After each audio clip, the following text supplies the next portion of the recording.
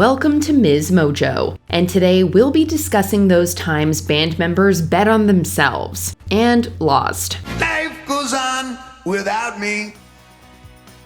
Lisa, Blackpink. Fresh off the set of The White Lotus, Blackpink member Lisa has been making a name for herself outside the girl group's domain.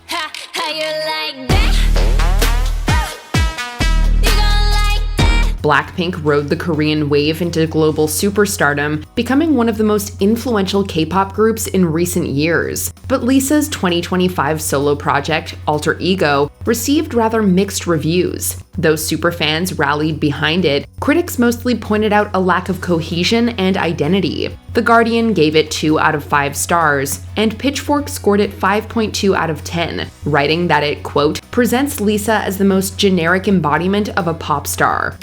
Sitting on a dash, she a rock star, make your favorite singer wanna rap, baby la la. Blackpink was the first K-pop group to headline Coachella in 2023, and Lisa took the stage alone in 2025, receiving mixed reviews and complaints that her performance was unpolished. So while many are excited to see where each girl's career could go, perhaps it's the cohesion of the group that truly keeps Lisa at her best. Down, down, rude boy, get your foot up on my dash, got all the receipts to my business, woman, let it hot, ready? Michelle Williams, Destiny's Child. The debut solo album from Michelle Williams was something of a big fish in a small pond situation.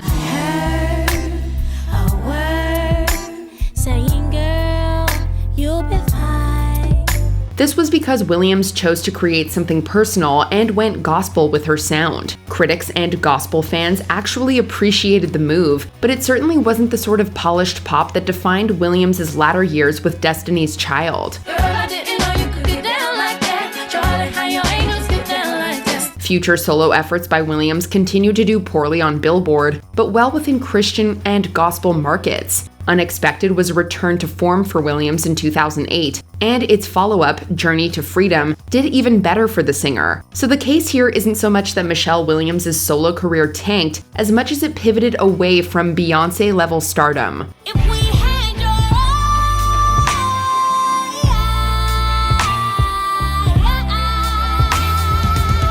Nicole Scherzinger, Pussycat Dolls. The solo careers of the various Pussycat Dolls saw a lot of band formations and sound collaborations, but only Nicole Scherzinger seemed to emerge as a viable breakout star.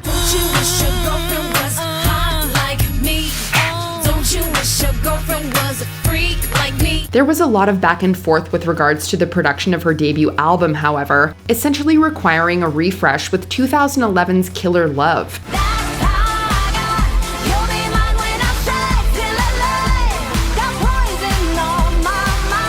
That album underperformed on the US Billboard charts and received mixed reviews from critics. Scherzinger's follow-up did even worse, failing to capitalize upon the goodwill Killer Love had received from some international markets. The ex-Pussycat Doll instead pivoted to movie soundtrack work, film, and television. Oh my gosh! I don't know what just happened. Oh my gosh! You corrupted!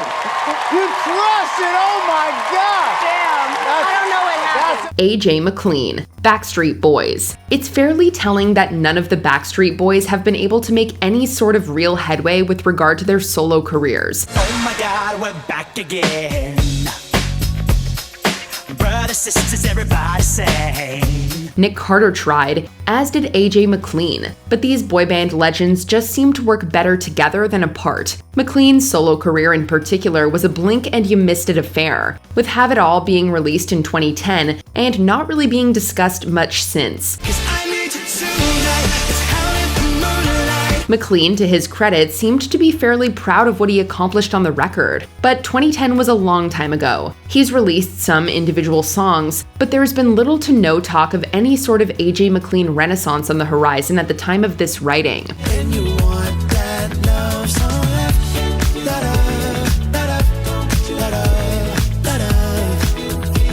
Joe Perry, Aerosmith. Musical success can often be a double-edged sword.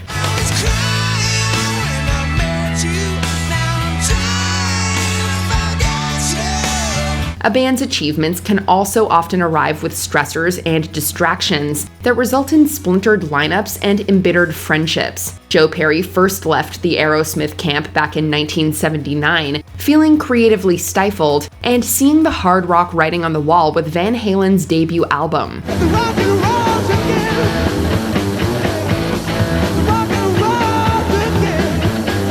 The Joe Perry project didn't exactly achieve the success hoped by the Aerosmith Axeman, however, and Perry rejoined Aerosmith within a 5-year span. Future solo albums would continue to occasionally emerge from Perry, including one in 2005 and another in 2009, but it seems as if fans only really want to hear him up on stage with Steven Tyler.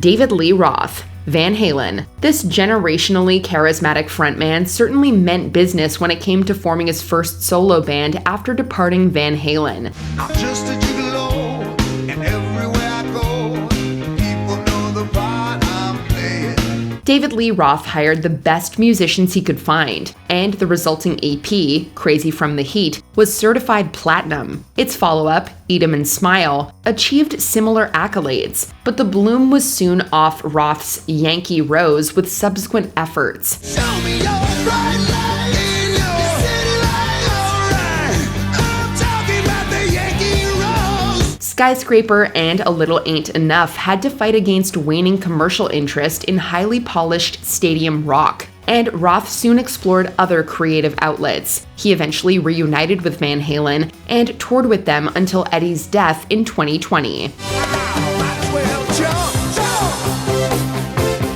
Might as well jump. Mel B, the Spice Girls. The case of Mel B's solo career is one that's sort of similar to the Backstreet Boys. I was so blind I didn't see. Here, however, every member of the Spice Girls released solo records after the dissolution of the group. Some, like Jerry Halliwell, did better than others, while the career of Mel B just didn't seem to do as well as expected. Now I know what went wrong. Why did it take me so long? Mel B's debut LP, entitled Hot, struggled to find an audience, and its follow-up, 2005's LA State of Mind, did even worse. Mel B's solo career has essentially stopped here, with LA State of Mind reportedly selling less than 1,500 copies overall. No, today won't be the same as any other. There is something left for me to discover. Tommy Lee, Motley Crue. There's a profound difference between seeking out other creative avenues and following the pervasive trends of the day.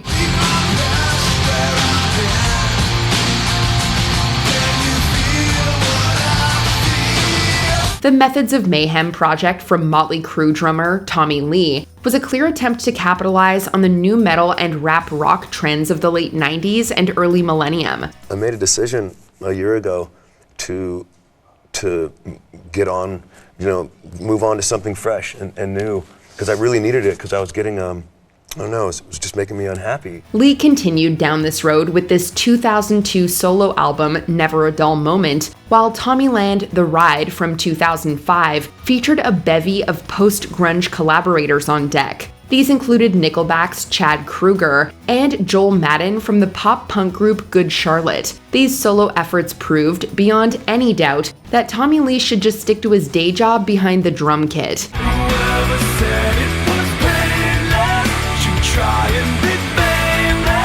Davy Jones, The Monkees. The Monkees had to struggle mightily to step out of their creative shadow as the Prefab Four. Then I saw her face. Now I'm a believer. The members eventually railed against their put-together nature as a commercially successful pop group, filming the experimental psych movie Head as one way to seek legitimacy. The members of the Monkees all experimented with solo careers as well, with Michael Nesmith possibly seeing the most critical acclaim. Davy Jones, meanwhile, capitalized upon his natural good looks and charisma with a revitalized solo career of his own. Jones had already released a self-titled LP in 1965, but he struggled during his post-Monkees work, thanks to a contract that didn't allow control over his song or producer choices. I'm sorry about the mess that you're in because of that letter I wrote to you. Oh no, it's my fault. Before we unveil our last pick, here are a few honorable mentions. Nick Lachey, 98 Degrees. His debut being titled Solo tells you everything you need to know.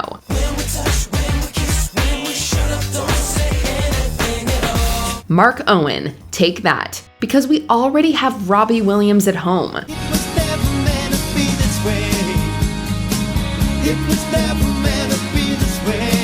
Pat Monahan, Train. Wait, Pat Monahan had a solo album?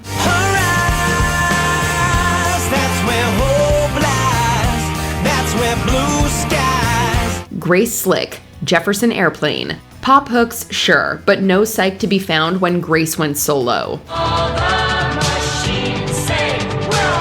Scott Stapp, Creed. More of the same was what fans received when Stapp went solo.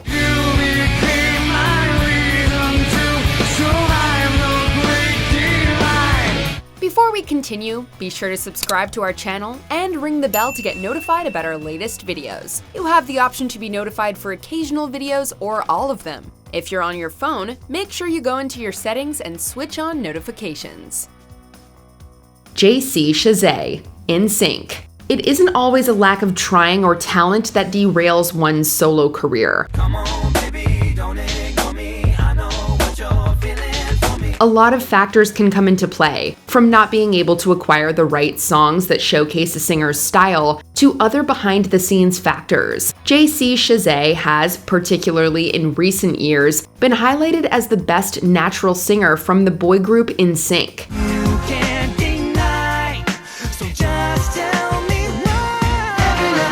Modern era, retroactive fan support doesn't exactly change the fact that Chasez's solo career didn't take off in the same way as his bandmate, Justin Timberlake's. Chasez's LP, Schizophrenic, has received cult status today among pop fans, but it was poorly promoted back in 2004, and today stands as a what-if scenario of alt-reality NSYNC success.